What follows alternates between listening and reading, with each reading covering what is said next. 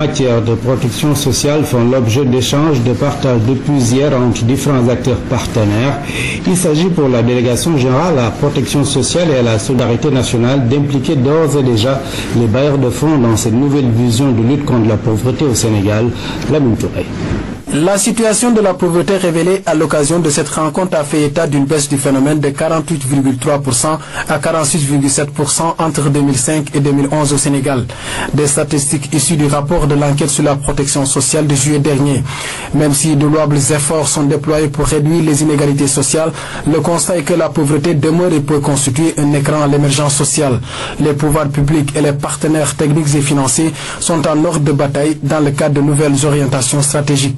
Au regard de cette participation massive dont vous faites montre aujourd'hui, il est tout à fait aisé d'espérer que cette journée servira sans nul doute de passerelle pour renforcer le partenariat déjà fructueux et exemplaire avec vous et prouver aux Sénégalais l'émergence d'une nouvelle approche en matière de protection sociale et de solidarité nationale dans notre pays.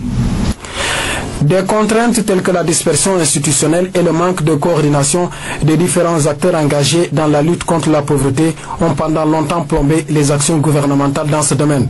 Ce cadre pratique de réflexion et d'échange entre la délégation générale à la protection sociale et à la solidarité nationale et les bailleurs de fonds contribue à harmoniser les différentes interventions. À l'UNICEF, nous sommes d'autant plus heureux de constater que cette vision des autorités cadre parfaitement avec les principes d'équité qui guident les actions de notre agence. Nous espérons que la mise en œuvre des initiatives permettra l'union économique du pays et d'assurer une cohésion sociale.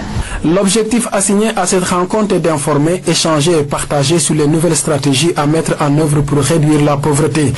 De nouveaux dispositifs qui placent les couches vulnérables au cœur du programme.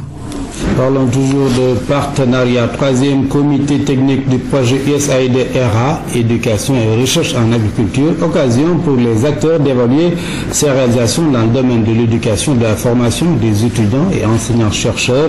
Un bilan jugé satisfaisant pour le ministre de l'Enseignement supérieur, Mary-Teuw Niane, et les bénéficiaires du projet. Le compte rendu est signé Fatou Diouf.